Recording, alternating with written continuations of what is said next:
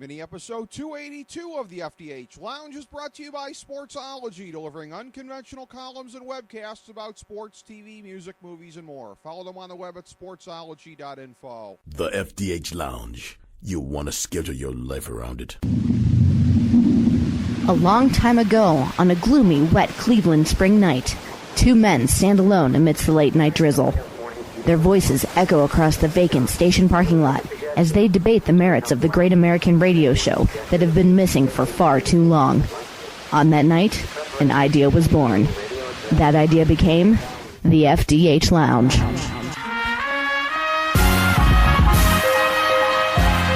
Welcome to the FDH Lounge. This is Rick Morris and Ben Shue, FDH Lounge dignitaries here for FDH Lounge, mini episode number 282. We are breaking down the NFL Top 32 list for FDH. We do this every summer, and this is the first year we've actually made show segments into this. This is the fourth of our four ones that we're doing for the program. Previously, FDH Lounge dignitary Steve Callis evaluated our MLB Top 30 list. Russ Cohen, another dignitary, broke down our NHL Top 30 list, and Ben was on previously for our NBA Top 30 list. The NFL goes 32 deep. Why? Just because we're doing this as an average of one player per team, going through just trying to do annual rankings, not necessarily fantasy-based, but the stats are going to come into play with this. Just an overall bird's-eye assessment of the top players in the league at a given point in time. And before we look at this, now the football one is in two tiers. Some of the other ones were in more tiers, but my sense was that there tended to be more kind of grouping up, and ultimately it's the final call going to me as far as the rankings for the FDH list here. Football, in my mind, might be the toughest one to do because there's more positions than in other sports. There's more players on the floor or court or field or ice or what have you than in other sports. And again, the criteria, when you're looking at the apples versus oranges of what players at different positions are doing, again, for my money, and the NFL might be the toughest one to do. We'll start, and we're going to do the evaluation here with Ben. I'm going to run through the players who dropped off of our list from last year. Some of these were tough calls. Some of these were not. Matt Stafford, I would say, was kind of a tough call. I'll give you the list here and where they placed last year. The list goes as follows. Jared Allen, who was 8th last year. Larry Fitzgerald, who was 10th. Julius Peppers, 13th. Andre Johnson, 14th. Matt Stafford, 15th. Troy Polamalu, 16th. Jimmy Graham, 17th. LaShawn McCoy, 19th. Maurice Jones-Drew, 23rd. Nick Mangold, 25. Joy Freeney, 26. Eric Weddle, 29. Mike Wallace, 30. Vince Wilfork, 31. So it's awfully tough to do the cutoff at 32 and decide who's above the line and who's below the line. But any of those really jump out at you and really seem noteworthy, Ben? I think in terms, if we're talking noteworthy, I'm just looking overall at the list. Like, you have a lot of premier players who just happen to have just, off season. I mean, Jared Allen tore it up the year before, and just, he was pretty, to be fair to him, have had a very pedestrian year. I agree with you regarding Matt Stafford. I think he had a fine season this year, and it's just, I think he got lost in the shuffle of the rookie quarterback class, and it feels at times that he's getting the benefit of the doubt because he has a guy like Calvin Johnson on his team who can go up and make plays for him on a consistent basis. And in terms of, if we shift over to defense, I think you can make an argument that at times Troy Polamalu for Pittsburgh is still a premier player when he's healthy. And let's be honest, at times the way that his career has gone, I'm surprised he even is healthy at periods of time. And, you can make arguments that guys like Andre Johnson and Maurice Jones-Drew and Mike Wallace had all good seasons, but they just weren't good enough to crack it onto the top 32. Well, he's moving into the phase of his career, Polamalu, like Joe Mauer, where he risks being better known for his shampoo commercials than anything on the field. Albeit Mauer's had a pretty good first half, but after a couple of seasons, they've not really gone to his standards. Taking a look at the second tier of players, we'll just kind of count our way back in terms of evaluating this.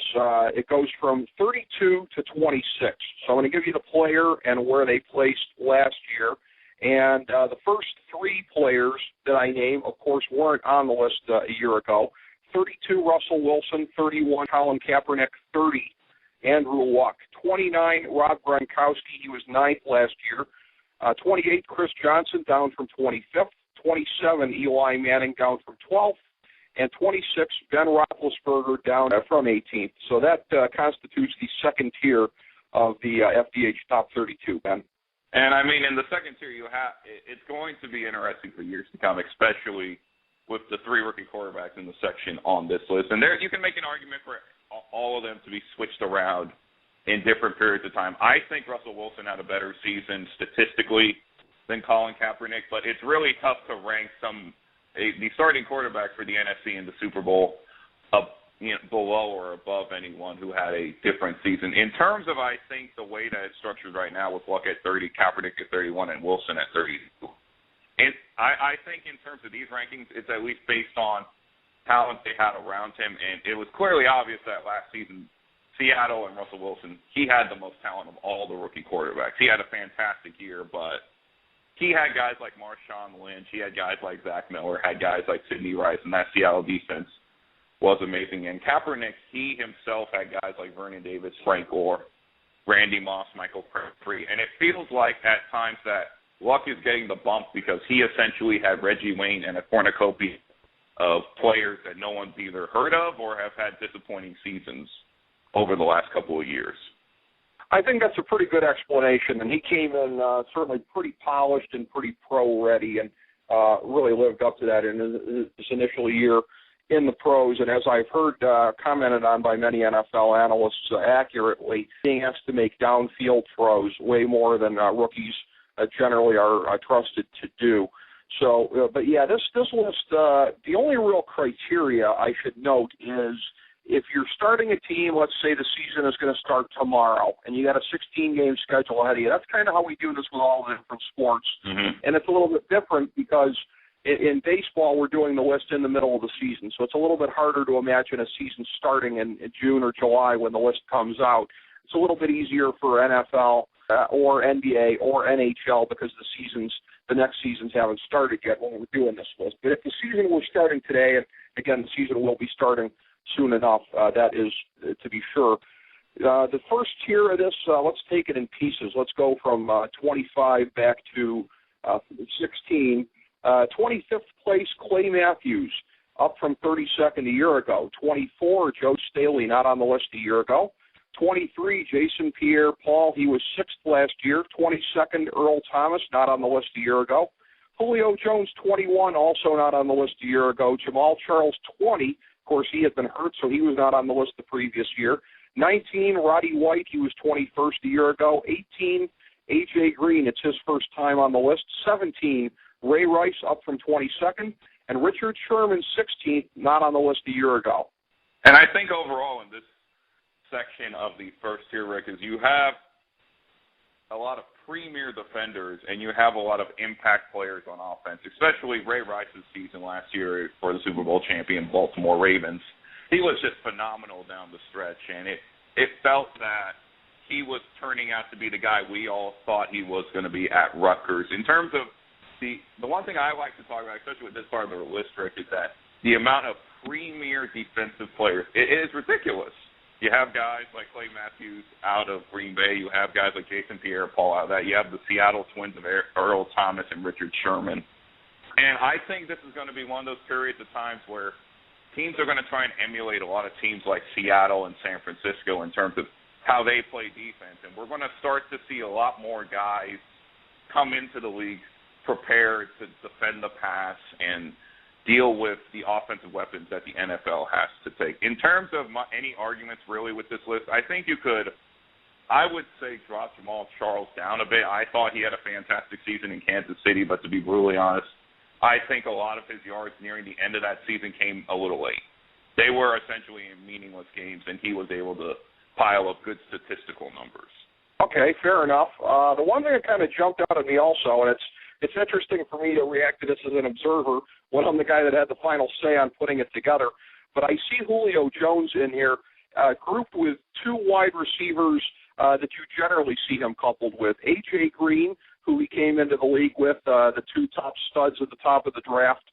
class a couple of years ago. They were 1-2 in anybody's imagination. Generally, most people had A.J. Green above Julio Jones. I think that's how their careers have gone thus far, but it's been pretty close. And Julio Jones also paired up in this part of the list with Roddy White. They form what is, I think, almost certainly the best wide receiver combo in the league in Atlanta. So when you talked about premier skill position players on here as well, and Ray Rice, you saw what he was able to do late in the season once Baltimore S-canned good old Cam Cameron there. And I got back to a little bit of offensive sanity and using Ray Rice a little bit more. So, like you said, defense, but you're also looking at running backs, wide receivers, some of the premier offensive weapons in the league manifesting themselves in this part of the list also. Yeah, and it seems especially you have a lot of young guys on the section of this list. So it feels to me that they're going to continue to grow, and they're going to possibly be able to enter the top 10 stats. I also like to say that for all the offensive linemen out there, it's a nice little shout-out there for Joe Staley, especially when you're trying to build an organization. You always want to try to shore up the offensive line, and for him, it's very arguable that he is the best offensive guard, offensive tackle combo in the entire NFL. So it's nice to see that that when you were creating the list, you were able to add in a little bit for the offensive line. I really tried, Ben, and of course, again, you can look at sack totals, but unfortunately for offensive linemen, that's one of the hardest aspects of the game to quantify, how they've played. And I have to say, too, as a Browns fan, I wanted to make an argument for Joe Thomas while we were doing this. I just couldn't. I had to put Staley above him, and again, Staley was that sole part of the representation on the first tier at the offensive tackle position. Moving from 15 up to 6. At 15, it's Patrick Willis, down marginally from 11th a year ago, but, really pretty close. 14, Arian Foster, up from 20th. 13, Joe Flacco, not on the list a year ago, and, of course, the months of January and February accounting almost completely for that jump. 12, DeMarcus Ware, down from 4th a year ago. 11, it's Tom Brady, down from 2nd. 10th, Darrelle Revis, down from 7th a year ago. Again, that one might be a little bit controversial, but I'm looking at it if the season started today, and it looks like he's going to be just about ready to go this year. So I know he did nothing of note a year ago because of the injury. 9th place, Cameron Wake, not on the list a year ago. 8th place, Geno Atkins, also not on the list a year ago. 7th place, Drew Brees, down from 5th. And J.K. Watt making a massive jump because he was not on the list the previous year. That's the 15 to 6 part of the list here, Ben. I mean, looking at it overall, again, you have premier talent on either side of the ball. And I think specifically, like you already mentioned, the Darrelle Revis situation is going to be interesting to see how it plays out in Tampa Bay. And I expect it, to be honest, I expect him to fall a little bit farther, maybe within that 13 to 16 range. But there's still the pub that he is the best cornerback in the National Football League. And it feels that if you had to create a team today, that's probably who you'd want to start with. In terms of the 8 and 9 slot, you have Geno Atkins playing with the Bengals, and you have Cameron Wake playing out of Miami. And those two, I think, that we seem to be the premier pass rushing talent outside of J.J. Watt at Houston in the NFL right now in terms of just pure pass rush. And it's going to be interesting to see how Geno Atkins pans out into the upcoming season because it was his really first year of having a breakout season. Is it an aberration? Was he just lucky and has got the opportunity to get some more sacks this year for Cincinnati with their style of defense, or was it more on the lines that he's an improved player and a player to look at for years to come? And especially, I think one guy you can make an argument to jump up a little bit further is Arian Foster. I think you could bump him up maybe 1 or 2 more slots because he really is the top premier running back outside of another guy who headlines this list. But it seems to me that so far this section is going to be less safe than any other part of the list going into the near future. Oh, yeah, and we're going to get to the other guy in a second here. When you look at the top 5, it's actually fascinating to me, the more I think about it, that 4 and 5 can obviously be classified together. 1, 2, and 3 can be classified together. And, again, by process of elimination, you probably know all of the names yet to come here. But number 5 is Von Miller, up from 27th a year ago. Number 4, Peyton Manning, not on the list a year ago because, frankly, we didn't know if his neck was going to hold up any better than a roll of dimes. Obviously it did. The first 3 players on the list are all, how intriguing is this, from the same division, the NFC North. In third place, it's Calvin Johnson. He was third a year ago. Second place, Aaron Rodgers, first a year ago. So incredible consistency for those two. In first place, Adrian Peterson, 28th a year ago, because, again, you had to assume, all right, he'll be back at some point during the season. But he came back pretty much immediately and had one of the great seasons for a running back in NFL history. And I can say that for my one fantasy football team where I got him in the 5th round as a kind of a flyer who still didn't know what he was going to look like on opening day, really, really panned out well. But, yeah, Miller as the top defensive player on the list, Manning, and then Calvin Johnson as the top wide receiver, Rodgers as the top quarterback, and Peterson as the top running back. So thoughts on this very, very, very elite top 5, Ben Chu? I think in terms of the eliteness of the classes that you already have, those are already at the top of the list for everyone. I think a lot of people will be surprised by Von Miller's inclusion to the top 5, but his play out of the last 2 years coming out of Texas A&M, he's just been a phenomenal athlete. He has the ability to be, I think, a poor man's Lawrence Taylor. He can make tackles, he can make big plays, and it's going to be interesting. And you already touched on this a little bit in regards to Denver and Peyton Manning. That none of us had any clue if Manning would even be healthy enough to play a full season, and it really seemed that he was able to deal with whatever issues that most quarterbacks have to do with coming back from that sort of an injury he had to deal with. He passed his test with flying colors. Obviously, they had a disappointing loss in the playoffs to Baltimore, and it feels at times, especially with Denver, that if they have the window open up for another couple of years, they have a shot to make it to another Super Bowl. But in terms of just all the talent, I find it interesting that we have all this talent in the NFC North, and yet there's still a little bit of a disconnect of NFC North teams doing well in the playoffs. I think there's no question at this point, if you were trying to build a team today, you'd probably want Aaron Rodgers as your quarterback. And I think at some period of time, he's going to have to get back to the strength of getting the Super Bowls and winning Super Bowls. But it's very hard to argue that, and especially with the number one name on the list, Adrian Peterson. There were a lot of people saying that Adrian Peterson was never going to be the same again after that injury he suffered in Washington a year or so ago. It was just absolutely ridiculous how he finished off the season, and he essentially lifted the Vikings into its contention in the NFC North by himself, and it's really rare to see that, especially in today's NFL. The way that he really asserted himself as a franchise-level player going in there was absolutely just astounding and really kind of inspiring, and many other terms that you'd like to apply to that. As far as Von Miller, I've heard the comparisons before to Lawrence Taylor, and they seem to be very well-founded 2 years into the league. Hopefully he can avoid the off-the-field issues, and so far it looks like they're like night and day personally, so looks like you don't have to worry about that. I do wonder if he's that similar to Lawrence Taylor. Are we going to be seeing him at WrestleMania 41, perhaps against Brodus Clay? That would be kind of interesting.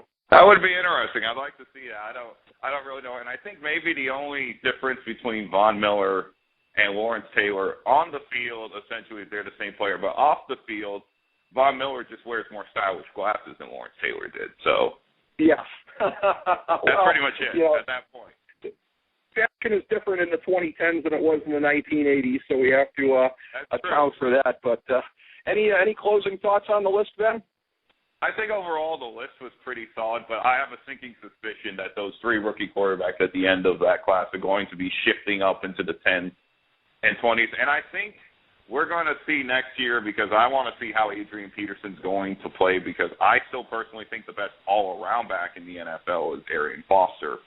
And it's going to be interesting to see, especially with a lot of these teams with premier talent, how everything's going to pan out for them in the near future, because the NFL, I think, in periods of time, this is arguably the most wide-open field for trying to get into the playoffs that we've seen at least since the early 2000s. So there are plenty of guys who are going to fall on, fall off, and do jumping jacks on this list, but it seems that if you were to give this to any NFL fan, I don't think they would see a lot of issues with it.